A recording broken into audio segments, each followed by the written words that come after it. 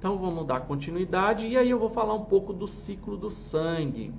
Então, o que é o ciclo do sangue? O ciclo do sangue nada mais é do que todos os processos envolvidos, desde a doação de sangue até a questão de notificação e hemovigilância dos processos pós-transfusionais, tá certo? Então, quando a gente fala do ciclo do sangue, são as áreas de atuação que um especialista em hemoterapia pode perfeitamente atuar, trabalhar e vai ter esse conhecimento aí muito bem valorizado aí no seu setor. Então, aqui são as possibilidades para quem tem interesse realmente em participar desse mundo da hemoterapia e do banco de sangue. Então, tudo se inicia com a seleção de doadores. Então, o que é a seleção de doadores? É a parte onde o doador faz o seu cadastro, onde ele faz uma pré-triagem para ver se os seus índices hematimétricos ali, hematócrito, a temperatura, a questão da hemoglobina está adequada para ele fazer essa doação de sangue. A parte de triagem clínica, onde é feito uma entrevista com esse doador, e essa entrevista são perguntados assuntos relacionados aos hábitos de vida, antecedentes de doenças, antecedentes de cirurgia, se já fez tatuagem, os hábitos de vida que ele vem tendo nos últimos anos. Então tudo isso é perguntado e aí a partir dessa análise pelo triador, e o triador pode ser um biomédico, a legislação fala que o triador tem que ser um profissional de nível superior que tenha treinamento para esse setor, né? Então, pode ser um biomédico, um farmacêutico, um médico, um enfermeiro, então, enfim, é uma das áreas de atuação aí que quem se ingressar aqui nessa área pode atuar. Então, faz a entrevista, depois disso, estando tudo ok, o doador ele é direcionado para a coleta. E aí, na coleta, é feito toda a parte de coleta, que pode ser a coleta de sangue total, ou uma coleta automatizada, chamada por aféres, né? Que é feito por uma máquina que vai separar só o hemocomponente que eu desejo. Se eu quero plaqueta, eu coleto a plaqueta e devolvo os outros hemocomponentes para o doador. Então é feita a coleta, e aqui a gente tem técnicos em hemoterapia, a gente tem principalmente enfermeiros que fazem a supervisão dessa coleta, ou médicos, né, que fazem a supervisão dessa coleta, porque tem que ter todo o suporte, caso o doador vir a passar mal ali naquele momento, precisa de um suporte médico ali naquele momento para atender esse doador. Depois disso, coletou esse hemocomponente, é feita uma preparação, ou seja, ele passa por um processo, vários processos físicos de centrifugação, onde é separado do sangue total, o componente eritrocitário, o componente plasmático e também o componente plaquetário, que também é utilizado para diversas finalidades. Então, aqui é feito toda essa parte de gestão de estoque, armazenamento, a questão do transporte, a liberação para as agências transfusionais daqueles hemocomponentes ali que são utilizados. Então, enfim, toda essa parte é realizada aqui nesse momento. Os exames laboratoriais, então, para quem gosta de laboratório, então a gente tem vários laboratórios dentro da hemoterapia. Então, existem os laboratórios de imunohematologia de doador, que eu já falei, os de sorologia, os de biologia molecular, que são os laboratórios responsáveis por todos os exames desses doadores, que vão garantir que esse hemocomponente saia com qualidade ali após essa coleta.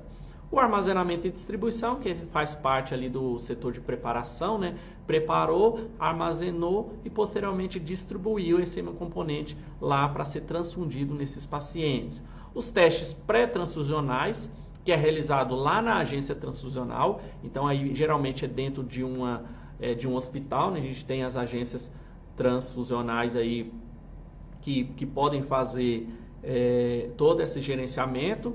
A transfusão em si, que é feito também lá, né? O paciente está ali, pode estar no centro obstétrico, pode estar numa UTI, ou pode estar no centro cirúrgico, precisou de transfusão, é feito esse procedimento lá onde o paciente estiver internado. Então, é feito tudo isso lá no hospital. O ato transfusional pode ser feito por técnico, por biomédico, alguém que esteja capacitado para isso. Agora, o ato de solicitar transfusão, não, esse é restrito aos médicos. Então, o ato de solicitar a transfusão, ele é restrito, só pode ser solicitado por médico, né? O ato de transfundir, aí não, pode ser feito por biomédicos, técnicos que tenham capacidade para isso e treinamento para isso, tá certo? Após a transfusão, a gente tem outra parte que é a de notificação e hemovigilância. Como eu disse, toda transfusão ela traz um certo risco.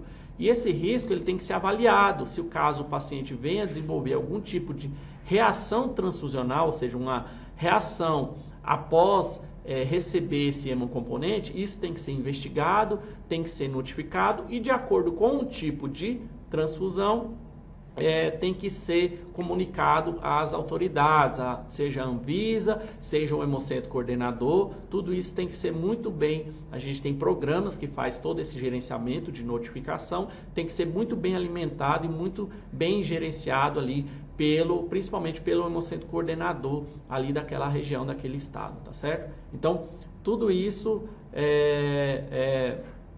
tem que ser, tá tudo englobado aí dentro do ciclo do sangue. Então, gente, a gente vai dar uma olhadinha aqui nos comentários. A Larissa está perguntando como o cordão umbilical é preservado. Então, ele é preservado em nitrogênio líquido, tá certo? Então, são em baixas temperaturas. Essas células, é claro que esse cordão umbilical, ele sofre toda uma preparação. Existem os agentes conservadores que não vão deixar que ocorra hemolis, né, nessa destruição dessas hemácias ao se congelar. E aí existe alguns protocolos, usa alguns reagentes específicos que vão preservar esses cordões esse cordão umbilical e aí consegue conservar por muitos e muitos anos aí no nitrogênio líquido. E claro que tudo tem que ter uma monitorização, né, o monitoramento desse cordão umbilical, visto que eu preciso manter, né, ele íntegro ali até no momento que ele possa vir solicitado. Então, no momento que surgir um paciente que precise daquele cordão com HLA compatível, né, é descongelado por uma técnica específica de descongelamento também. Essas células elas são codificadas, existe a parte de citometria de fluxo, né, que existem os laboratórios que fazem isso, né, para fazer contagem de algumas células, principalmente as células hematopoéticas, e aí sim, após essa viabilidade celular, é feito esse transplante de medula óssea. Então, é um programa muito bem feito e existem os protocolos muito bem estabelecidos aí para conservação, principalmente em nitrogênio líquido, tá certo? Então, vamos dar continuidade aqui.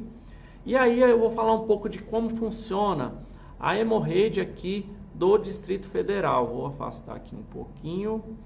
Então, aqui em Brasília, cada local existe a sua própria hemorragia, a hemorragia estadual. Aqui em Brasília, como que funciona? A nossa hemorragia, ela é composta pelo hemocentro coordenador, então só existe um hemocentro aqui, só o hemocentro coordenador, localizado na asa norte.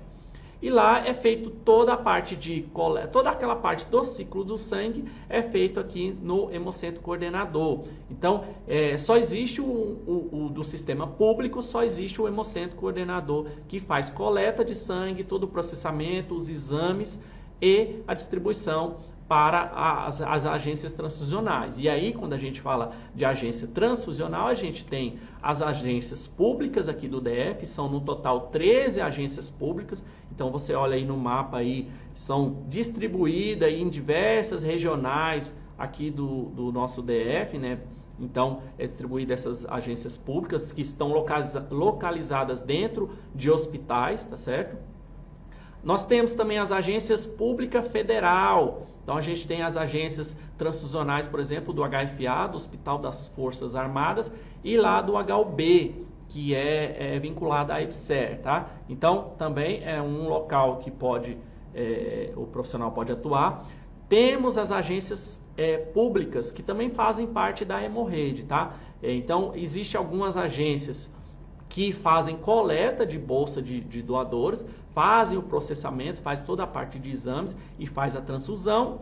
Existe aquelas que existe os centros de coleta fora de Brasília que envia essas bolsas para ser transfundida aqui em Brasília. Mas é claro que todas essas agências privadas, elas têm convênio com o setor público, né, com o Hemocentro Coordenador, e numa urgência, numa emergência, com certeza o Hemocentro Coordenador fornece esse hemocomponente para essas agências privadas também. É claro que tudo isso tem um convênio, tem as regras, tem a questão do ressarcimento em relação aos gastos ali que a gente teve para produzir aquela bolsa, aqueles exames. Tudo isso é muito bem estabelecido lá no convênio, tá certo? Então é assim que funciona a nossa hemorrede. É claro que cada hemorrede de cada estado existe de uma forma. Algumas possuem o Hemocentro Coordenador e os hemocentros regionais. São estados grandes, por exemplo, Minas Gerais, a gente tem um Hemocentro Coordenador em Belo Horizonte e hemocentros regionais ali distribuídos nas várias regiões dentro do estado que vão atuar naquela micro-região dentro do estado, tá certo? Outras locais, por exemplo, quando a gente fala do Rio Grande do Sul, lá não tem um Hemocentro Coordenador, lá tem os hemocentros regionais que têm o mesmo papel um com o outro, cada um cuida da sua região, cada um faz a coleta, processamento, faz os seus exames e distribui para a sua região, como de forma independente. E aí, por ter essa questão do Hemocentro Coordenador ter uma questão de hierarquia, eles decidiram que todo mundo seria igual, todo mundo seria Hemocentro regional ali no Rio Grande do Sul. Então, cada local a gente tem de uma forma diferente, tá certo? Então, vamos dar continuidade. E aí, quando a gente fala do ciclo do sangue, é aquela parte que eu já adiantei para vocês, mas aqui vamos dar uma ilustrada de como que funciona isso na prática. Então, quando a gente fala do ciclo do sangue, é desde o cadastro, eu quero doar sangue. Quem já doou sabe que tudo se inicia no cadastro. Você vai lá, dá seus dados, faz o seu cadastro, depois você vai fazer uma triagem clínica, que é aquela parte de entrevista. Antes disso tem a pré-triagem para ver se sua hemoglobina, hematócrito, sua temperatura, está tudo certinho, você não tem nenhum problema ali naquele momento. Então, passando dessa pré-triagem, vai para a triagem, que é a parte de entrevista. Então, aqui, aquelas pessoas que têm perfil, né? E aqui a gente fala muito de perfil de pessoas para atuar em diversas áreas. Então, aquela pessoa que tem facilidade de comunicar com o público, que gosta de conversar, que gosta de interagir, é uma oportunidade de trabalho que muitas pessoas adoram trabalhar na triagem clínica, porque ali você vai estar entrevistando uma pessoa, vai estar conversando. Então, é um local aí para esse perfil de profissional. Depois disso, deu tudo certo ali na triagem, esse candidato à doação, ele se torna um doador. E aí sim, ele vai efetuar a doação ali no banco de sangue. É feito toda a parte de coleta de bolsa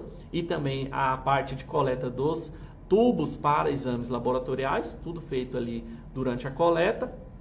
Após a coleta, esse hemocomponente ele direcionado, sofre vários processos de separação, que a gente chama de preparação, né? A preparação dos hemocomponentes para ser conservado posteriormente. Então, separa ali naquela bolsa, ali, separa a parte líquida, né? O plasma, da parte de celular, né? Das hemácias. A partir da centrifugação desse plasma, eu obtenho as plaquetas que vão para outra bolsa de sangue. Então, a partir de um sangue total, eu vou extrair plasma, eu vou extrair a plaqueta, vou extrair a hemácia, o concentrado de hemácias. Todos esses hemocomponentes, eles precisam ser armazenados e controlados muito bem em câmaras frias, de acordo com a temperatura de armazenamento, seja a temperatura de menos 20 graus, seja a temperatura de 4 graus. Então, tudo isso está lá na legislação, né? Tudo bem estabelecido. Então, todo esse gerenciamento é feito lá por diversos profissionais que precisam fazer todo esse controle de estoque. Existem os hemocomponentes especiais, e aí entra um pouquinho na aula da professora Érica, né, do sangue raro. A gente fala do sangue fenotipado, e a partir da fenotipagem, do conhecimento dos antígenos lá eritrocitários, eu tenho a caracterização, por exemplo, de um sangue raro. Então, a professora Érica com certeza vai falar um pouquinho sobre essa caracterização, esse processo de fenotipagem para a gente descobrir se um sangue é ou não raro, entenderam? Então, o armazenamento, distribuição e o transporte também. É imprescindível, né, que essa bolsa seja transportada com qualidade e chegue lá na agência transfusional com qualidade para que esse componente seja transfundido, né, de forma adequada e seja transfundido para que o paciente melhore daquela condição clínica, né, e não piore por conta de um má armazenamento, por exemplo, né? Então, tudo isso é feito lá nessa parte de processamento e distribuição. Outra parte do ciclo do sangue é a parte dos laboratórios, como a gente viu. Então, a gente tem os laboratórios que fazem os testes, a maioria, praticamente, a grande maioria dos testes são feitos de forma automatizada, seja os testes de sorologia, seja os testes de biologia molecular, o teste NAT. Alguns testes são feitos de forma manual e aí precisa da experiência do treinamento, da experiência daquele profissional para fazer a leitura ali, seja em cartão geoteste, seja em microplaca, que vá para a bancada, que saiba realmente interpretar. É uma responsabilidade muito grande, né? Você está fornecendo um resultado ali que pode, dependendo ali, né, vai alterar a vida de uma pessoa que vai receber esse hemocomponente. Então, é o que a gente sempre preza, pela qualidade, pelos processos muito bem estabelecidos, pelos POPs, né, pelos procedimentos operacionais padrões muito bem escritos, revisados, para garantir que esse resultado saia com qualidade e reflita realmente aquela condição do doador, para que o paciente não sofra nenhuma consequência, por exemplo, de uma tipagem errada. Imagina só, em algum momento eu errei a tipagem sanguínea e esse hemocomponente seja transfundido para um paciente que não seja compatível por conta do sistema ABO, por exemplo. Então, o que fala uma reação? Isso pode causar uma reação hemolítica aguda e pode levar o paciente a óbito em cerca de 10 minutos, 10 a 20 minutos, em até 10, 20 minutos após a transfusão. Isso se você transfundir apenas metade ali daquela bolsa. Então, a literatura fala isso. 100 a 200 ml de bolsa incompatível pelo sistema BO ali, pode levar a óbito o paciente em até 10 minutos se não tiver uma intervenção médica. Então, olha a responsabilidade ali do analista de laboratório, do técnico ali que faz o exame, faz a conferência, esse resultado vai ser etiquetado lá na bolsa para ser transfundido em um paciente. Então, tudo isso tem que ser muito bem estabelecido, tá certo?